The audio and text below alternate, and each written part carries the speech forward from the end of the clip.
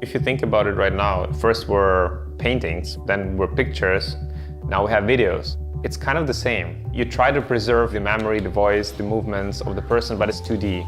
In VR, you can do that in a much more complex way.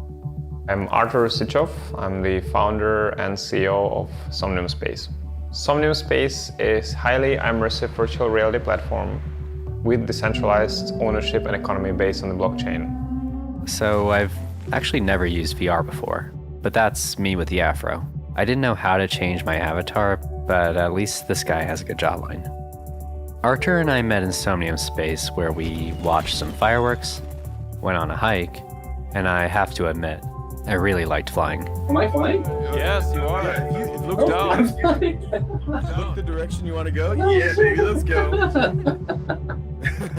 We also ran into some, let's say, interesting characters. Gary, meet Mr. Tyson. Tyson, meet Mr. Gary. How you doing? Hello, Mr. Gary. Nice to meet you. I like your avatar. Thank you. What are you? You know, everyone has a little bit different explanation about what the Metaverse is. I don't think Metaverse is one company. It's the whole cyberspace. I met Ollie, who had a perspective on VR I hadn't thought about. I have family members who are disabled, so they can't just go wherever they want, whenever they want. And some days are harder than others, but in VR, they can just be just like everyone else.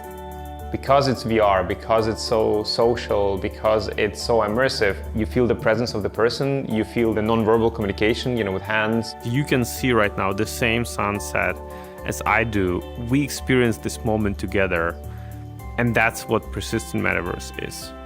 We can talk about this moment, we live through it right now. That's very cool.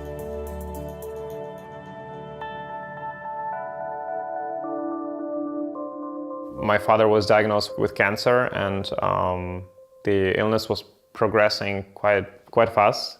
I was just thinking about how can VR be helpful to preserve some memories about any person. It's such a powerful technology. You have full body tracking, your head movements, eye tracking, face tracking. With a Tesla suit, you can record full biometrics. By recreating that back onto the avatar, you can touch the chest and feel the heartbeat of that person. If you combine the amount of data we have about the person with AI and apply that AI on the avatar, we might actually recreate someone who would be lifelike. That's how Artur came up with Live Forever mode.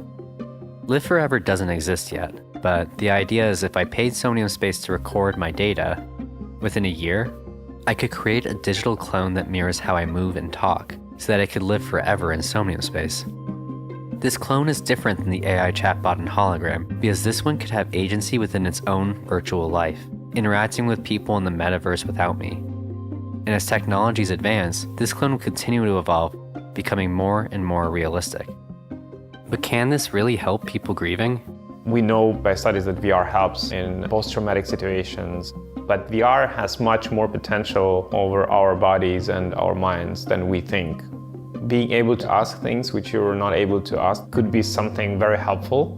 When I came up with this idea, I thought, will people actually be interested in that?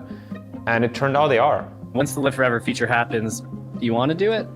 Absolutely. It goes to... I would love to have myself performing when I'm not around, like a DJ that's going all the time. Your personality, and it made your judgment calls on what song's next and how to mix it in. That would be so amazing.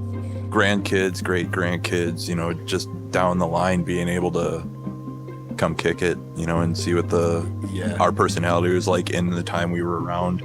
Sure, it's not for everyone to say, oh my God, do I want to live forever? Do I want to meet my grandfather who is an AI? I don't know. But those who will want to have that, they will be able to. It's incredible to even think what will be possible, to be honest.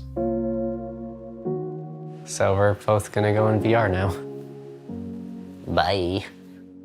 I can't test Artur's idea yet, so all I can do is imagine it. It's just clouds and pods of whales. It's kind of nice. I could see this being a nice digital afterlife. At least I'm with you. Maybe we'll have a home where we live with our clone family, where our future descendants come to visit for the holidays. And far into the future, maybe our digital avatars will go out on their own quest to figure out what will happen at their end. Oh my gosh, it's so cool in here. I don't know how to climb this rock though. And hopefully, Our clones will learn how to climb rocks. Hi. Just hold me. Okay. Just gonna slow dance in the clouds. These technologies can't turn back time or heal you. What they offer is simple: a private, unjudgmental space to allow yourself to say what needs to be said. Not to get through it, but to work at it. By going through this process, it's less frightening for me to think that after someone I love is gone, that I can still hold on to some part of them outside of memories.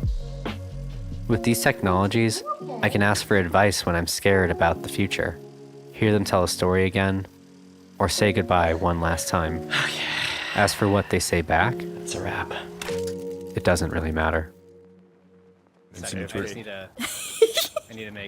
For Brendan, have a look. He has full body tracking on, so his movements in real life are. That's my body. Oh, That's my body.